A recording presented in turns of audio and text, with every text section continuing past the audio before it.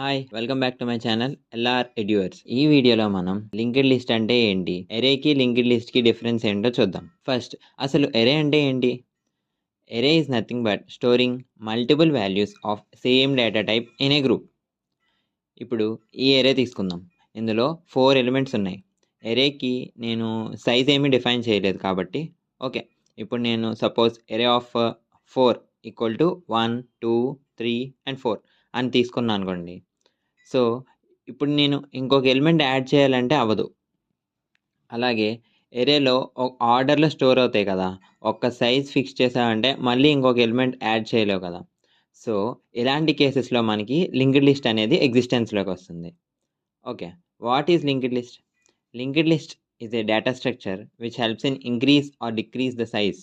అంటే మనం ఎలిమెంట్స్ని యాడ్ చేయొచ్చు, అలానే రిమూవ్ కూడా చేయొచ్చు. ఎలిమెంట్స్ అనేవి కంటిగ్యూయస్ లొకేషన్లో ఉండవు, అంటే ఒకే ఆర్డర్లో ఎరేస్లా ఉండవు అని అర్థం. అసలు లింక్డ్ లిస్ట్లో ఎలిమెంట్స్ ఎలా స్టోర్ అవుతాయి? ఇది తెలియాలంటే ఇప్పుడు ఒక హీప్ మెమరీ తీసుకుందాం. ఇప్పుడు ఇందులో ఒక లింక్డ్ లిస్ట్ ఎలిమెంట్ని స్టోర్ చేద్దాం. ఫర్ ఎగ్జాంపుల్ ఇది ఒక లింక్డ్ లిస్ట్ 1 3 2 5 హీప్లో ఇలా స్టోర్ అవుతాయి.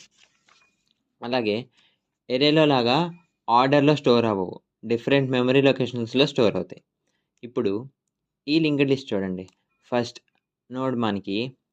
నోడ్ తీసుకుంటే మనకి ఇప్పుడు హెడ్ అని అంటాము. ఫస్ట్ మెమరీ లొకేషన్ M1 ఏమో హెడ్లో స్టోర్ అవుతుంది. నేను నెక్స్ట్ అని ఒక పాయింటర్ తీసుకుంటా. ఇప్పుడు సెకండ్ 2 అనే ఎలిమెంట్, అంటే సెకండ్ ఎలిమెంట్ యొక్క అడ్రస్ అనేది M2 ఇందులో స్టోర్ అవుతుంది. అలా లాస్ట్ నోడ్లో ఏమీ ఉండదు కాబట్టి నల్ అని స్టోర్ అవుతుంది. ఇలా లింక్డ్ లిస్ట్లో ఎలిమెంట్స్ స్టోర్ అవుతాయి. ఈ నోడ్ని టెయిల్ అని కూడా అంటాము, లాస్ట్ నోడ్ని. సపోజ్ నేను 8 అనే ఎలిమెంట్ని ఈ ఆల్రెడీ ఎగ్జిస్టెన్స్లో ఉన్న లింక్డ్ లిస్ట్కి యాడ్ చేయాలనుకుంటున్నా ఈ లింక్డ్ లిస్ట్కి. సో ఇప్పుడు నల్ అనేది 8 యొక్క నెక్స్ట్లో ఉంటుంది, ఎందుకంటే 8ఏ కదా మన లాస్ట్ ఎలిమెంట్. సో ఇప్పుడు దాని ముందు ఎలిమెంట్ 5 యొక్క నెక్స్ట్లో 8 అడ్రస్ అదే M5 స్టోర్ అవుతుంది. లింక్డ్ లిస్ట్ని స్టాక్స్ ఆర్ క్యూస్లో ఎక్కువగా యూస్ చేస్తాము.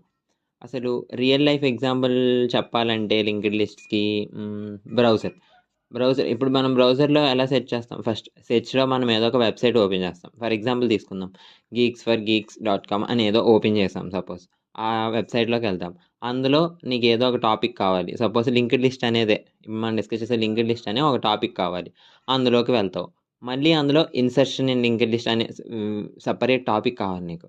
ఇప్పుడు నువ్వు 1 by 1 లింక్స్ ఓపెన్ చేసావు. First Geeks for Geeks open చేసావు, తర్వాత అందులో లింక్డ్ లిస్ట్ ఓపెన్ చేసావు, అందులో insertion in linked list open చేస్తావు. ఇలా సీక్వెన్స్గా లింక్స్ ద్వారా ఉంటాయి. ఇప్పుడు నువ్వు బ్యాక్కి రావచ్చు అంటే బ్యాక్ యూస్ చేసి బ్యాక్ కూడా రావచ్చు, అలాగే ఫ్రంట్కి కూడా వెళ్ళొచ్చు, which is nothing but linked list అనమాట. లింక్డ్ లిస్ట్లో ఏమేమి స్టోర్ అవుతాయి? బోత్ డేటా అండ్ పాయింటర్ రెండు స్టోర్ అవుతాయి. ఇప్పుడు నెక్స్ట్ వచ్చేసరికి మనం ఇప్పుడు కోడ్ చేయాలంటే మనం ఎనీ లాంగ్వేజ్లో చేయొచ్చు. C++ or Java, anything. నేను ఇప్పుడు జావాలో చేస్తున్నా. జావాలో చేయాలంటే ఊప్స్ కాన్సెప్ట్ కూడా ఐడియా ఉండాలి.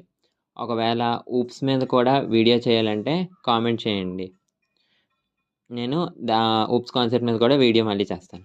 ఫస్ట్ మనం నోడ్ అనే క్లాస్ క్రియేట్ చేస్తాం. అందులో డేటా అంటే మనం నోడ్లో వాల్యూ అండ్ నెక్స్ట్ అనే పాయింటర్ని పెడతాం. ఇప్పుడు నేను 2 కన్స్ట్రక్టర్స్ రాస్తున్నా. ఒకటి బోత్ data1 అండ్ నెక్స్ట్ 1 అనే డేటా పాయింటర్ని తీసుకుంటాను. అలాగే this.data, దిస్ అనేది రిఫరెన్స్ కోసం. మీకు తెలియకపోతే కామెంట్ చేయండి, ఇది కూడా ఊప్స్ కాన్సెప్ట్లో టాపిక్కే, దాని మీద సపరేట్ వీడియో చేస్తాను ఖచ్చితంగా. ఈ కన్స్ట్రక్టర్ ఓన్లీ డేటానే తీసుకుంటుంది.